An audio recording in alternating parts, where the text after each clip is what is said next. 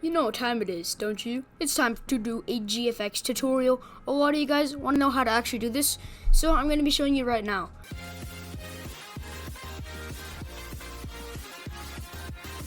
The first thing you're going to want to do is use the avatar that you're going to want to do for a GFX. And by the way, this is only how to do a 1 avatar GFX. This isn't how to do a 20 avatar GFX. So let's say that I want to do this avatar. All you want to do is click create. And then you just want to load into any empty base plate. So I have a game made for GFXs like this, so I'm just going to load in right now by clicking edit. Alright, so once you're in, just clear anything that you have. And basically what you're going to want to do is click on this little plugins thing. Or first of all, you're going to want to go to view, click toolbox, make sure that this is open. You're going to want to click the shopping bag, and then click whatever this says, and then go to plugins. So now you're going to want to get the load character light. Click on it and then just push install. It doesn't have a virus or anything, don't worry. So now once it's done that, it should automatically be here, but if it's not, you can click manage plugins while you're on the plugins tab, and you can scroll down to it and make sure that it's a green next to it, just like that. So once you have it installed, just click load character. You're going to want to get rid of this already pro. You're going to want to change it to your username. Make sure there's an X next to spawn at origin. You can change that by clicking it. Then you're going to want to hit spawn R6. So it's going to spawn like this. You can drag it down to the base plate if you want. I like doing that because then it's a lot more centered in the actual GFX. So just like this. Now you're going to want to go to view and make sure that Explorer is open. You are going to want to see the model that's called your username. You're going to want to click the arrow next to it. And you're going to want to find all these things with the wizard hat. And you're going to want to push control click on each of them.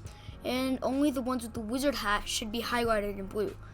Now you're going to want to right click and push export selection. And now you're going to want to save it somewhere on your computer where you can access it later.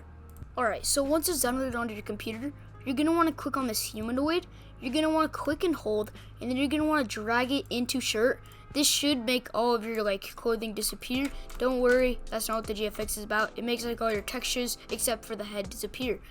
So now you're going to want to click on crop this, and then you're going to want to right click, push export selection, and save it again.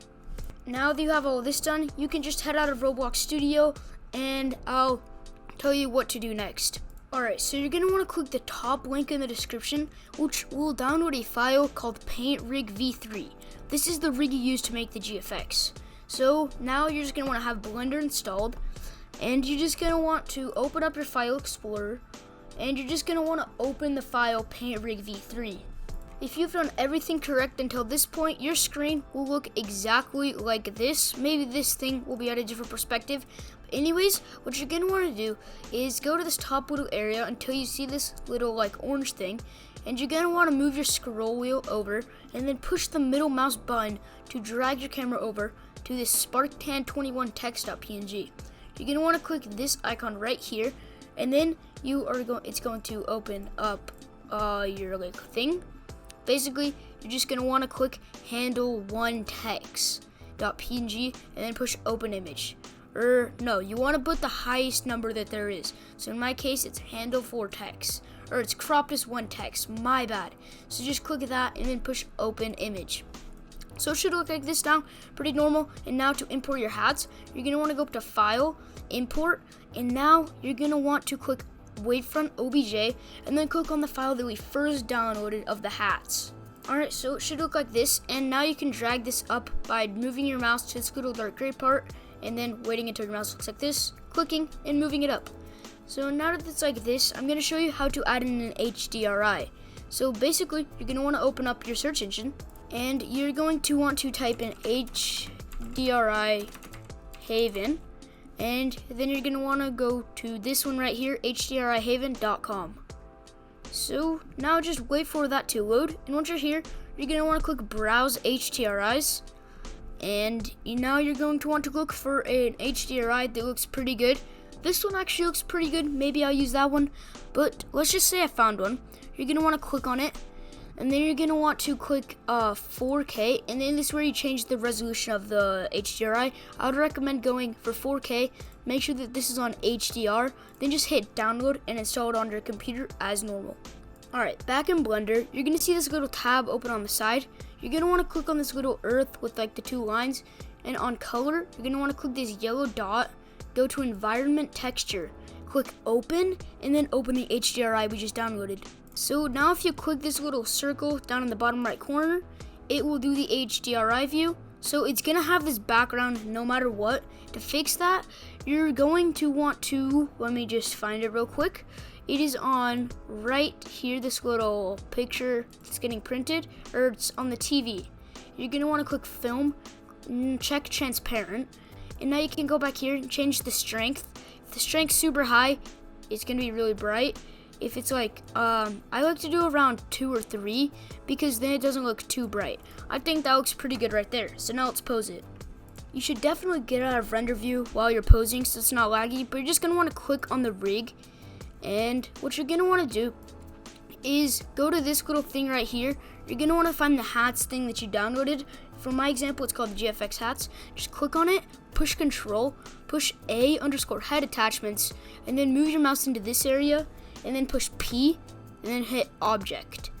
So now these two are connected, so you don't have to move this, and it'll move the head with you, all that stuff. So now you can click on the rig again, and at the bottom where it says object mode, click on that, change it to, where is pose mode? Or up here, click on object, where is it? 1 second.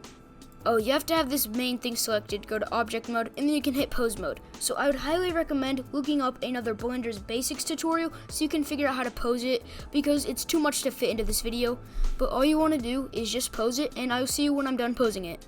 Alright, so my posing is done. I know it's not like the best, I just quickly did this, but anyways, you're going to want to go to pose mode, and then click object mode. Now you're going to want to hold shift, push A, and then you're going to want to click on camera. So now you're going to go to this, and you're going to want to go to the move tool. You can push shift, spacebar, and G to also get to that, but it's not worth it. Just click on move, and now you can move the camera around to like where you want to position it. When you're ready to test it, you can push this little camera icon. This is what the render will see. So you can also rotate it if you want the view to be like higher. Like this, you can do whatever you want. I think this is pretty good right here. But anyways, when you're ready, just click render and then hit render image. So rendering takes a while, but once it's done, you're just going to want to hit image, push save as. It's not ready because my render's not done, but if you push save as, you can save it on your computer. So yeah, that's going to conclude today's video on how to make a GFX on Roblox. Thank you all for watching, and I will see you next time. Bye!